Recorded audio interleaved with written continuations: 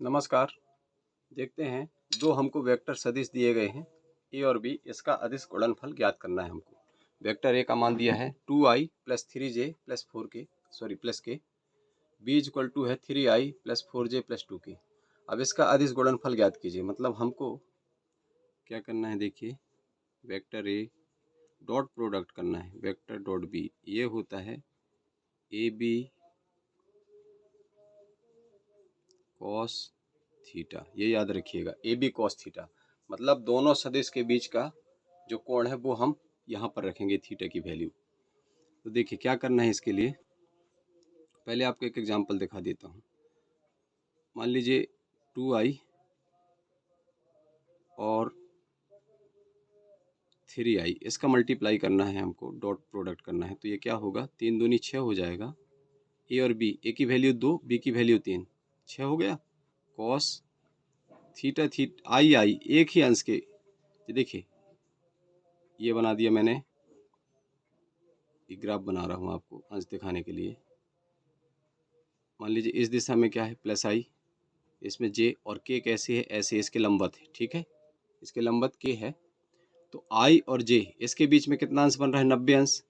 और के साथ जे का भी बनेगा 90 अंश और आई का भी बनेगा कितना अंश, 90 अंश। किंतु आई का आई अक्ष के साथ कितना अंश बन रहा है, आई का आई अक्ष के साथ कितना कोण बन रहा है, 0 अंश। तो देखिए यहाँ पर कॉस की वैल्यू रख देंगे 0। और हमको पता है कॉस 0 की वैल्यू क्या होती है, 1। और जब कॉस 90 की बात आएगी तो कॉस 90 की वैल्यू क्या हो जाएगी, 0। ये याद रखिएगा, बस हो गया। फिर देखिए, ये सिर्फ समझाने के लिए था। अब हमको क्या करना है, ए डॉट बी। देखिए हल करना शुरू करते हैं। मैंने थोड़ा हिंट दे दिया आपको। Vector A dot B, vector A dot vector B.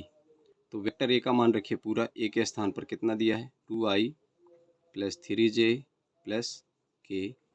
और बी डॉट लगाइए, बी का मान रखिए 3i plus 4j plus 2k।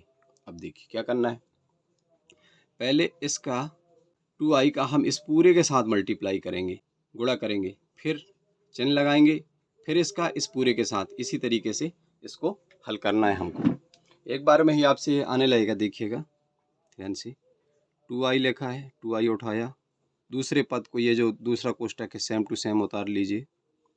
3i 4j plus 2k। अब कौन सा साइन मिला, प्लस, प्लस लगाइए। 3j, जे के बाद फिर ये पूरा डालिए, प्लस 4j प्लस 2k। ठीक है, और फिर प्लस लगाना है, तो यहाँ लिख दे रहा हूँ, दिख जाएगा आपको, प्लस के।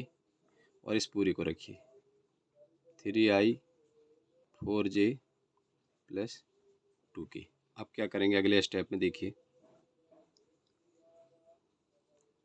2i का मल्टीप्लाई इन सब के साथ करना है। तो क्या हो जाएगा, आई का 2 और 3, इन दोनों का गुणा क्या हो जाएगा, 2 तिया 2 3 जा 6, 2 तिया 6।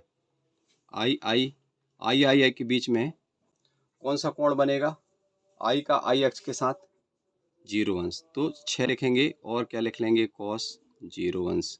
ठीक है, फिर कौन सा साइन आया, प्लस। और 2 और 4 का क्या हो जाएगा, 2 4 जा 2 चौके 8। कॉस कितना अंश बनेगा, आई और जे कोण के बीच में, अभी पहले मैंने बताया था, देखिए आई जे के बीच में कितना बनेगा, 90 अंश। प्लस 2i और 2k का, इनका गुणा करिए आप, तो 2 दूनी कितना होता है, 4। और आई के अलग अलग अक्ष हैं, दोनों अक्ष के बीच में कितना कितना अंश का कोण बन जाएगा, 90 अंश। तो ये हमने इसको हल किया। इसी प्रकार से इसको करना है। अब कौन सा साइन आया, प्लस, प्लस लगा लीजिए। 3 3 जा 9, 3 तिया 9। जे और आई के बीच में कितना अंश कोण बनेगा, 90 अंश। कॉस 90 लिख लीजिए। फिर कौन सा साइन आया, प्लस लगाइए। 3 चौके 12। जे और जे के बीच में कोण कितना बन रहा है, कॉस 0 अंश। कॉस 0 अंश लिख लीजिए आप। फिर देखिए अब हम किसके किसके बीच में की, जे 3 चौके 12। फिर 3j का गुणा किसके साथ करेंगे, 2k के साथ। यहाँ लिख लेता हूँ, प्लस है तो प्लस लिख लिया। 3 दूनी 6 हो गया।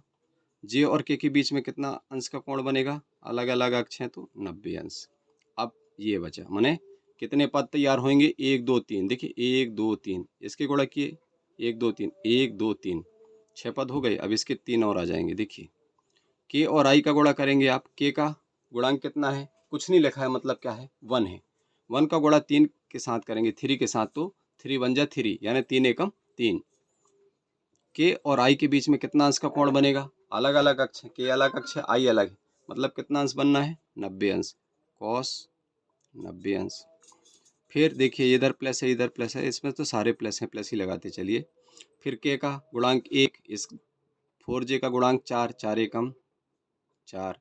के और जे के बीच में कोण कितना बनेगा, अलग अलग अक्ष है, तो 90 अंश। अब देखिए ये के है, ये 2k है, इसका गुणांक 1 है, इसका गुणांक 2 है, 2 एकम 2। के और के अक्ष के बीच में कितना अंश का कोण बनेगा, 0 अंश, 0 लिख लीजिए।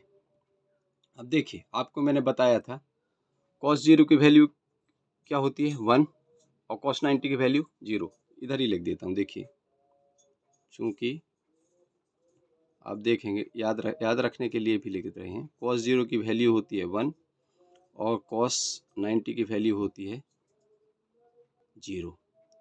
इसके लिए भी मैंने एक अलग बाएं हाथ का खेल टाइप का एक अलग वीडियो बनाया है साइन cos tan थीटा के लिए, उसको भी आप जरूर देख लीजिएगा। तो आपको हमेशा इनकी वैल्यू आपके हाथ में ही, बाएं हाथ में रहेगी, बाएं हाथ देखेंगे तुरंत जान जाएंगे cos 0 की वैल्यू क्या है, cos 90 की वैल्यू क्या है। ओके, अब इसी को हल करते हैं। देखिए बाएं साइड ये तो लिखते चलिएगा a डॉट बी, और अब आ जाएगा a डॉट बी। अब इन सब के पहले एम्प्लाइज दैट का निशान जरूर लगाते चलिएगा। एम्प्लाइज दैट का मतलब होता है, यह दर्शाता है कि, है ना। देखिए अब हम क्या करते हैं, मान रखना शुरू करते हैं। हर एक पद का कितने पद मिल गए हमको, 9 पद होंगे, 1 2 3 4 5 6 7 8 9 पद हो गए। अब cos 0 की वैल्यू क्या होती है, 1, मतलब cos 0 के स्थान पे हम 1 रखेंगे और 6 का गुणा है cos 0 के साथ, तो 6 एकम क्या हो गया 6, एक पद में हमको मिल गया 6। फिर बीच बाद में कौन सा निशान है वो लगाइए 8। अब देख cos 90 की वैल्यू क्या है, cos 90 का मान क्या होता है 0। 0 का गुणा 8 के साथ करेंगे तो क्या हो जाएगा, ये भी 0 हो जाएगा, 8 शून्यम 0, है ना। 0 का गुणा आप किसी के साथ करें उसको 0 कर देता है, इतना पावरफुल है 0। अब फिर कौन सा साइन आया, प्लस, प्लस लगाइए। अब cos 90 का मान कितना होता है 0, तो 4 का 0 के साथ गुणा करेंगे क्या हो गया 0, 3 पद हो गए। अब यहाँ पहुँच गए, प्लस है, प्लस लगाया। 9 cos 90 का मान भी कितना है 0, तो 9 शून्यम शून्य। फिर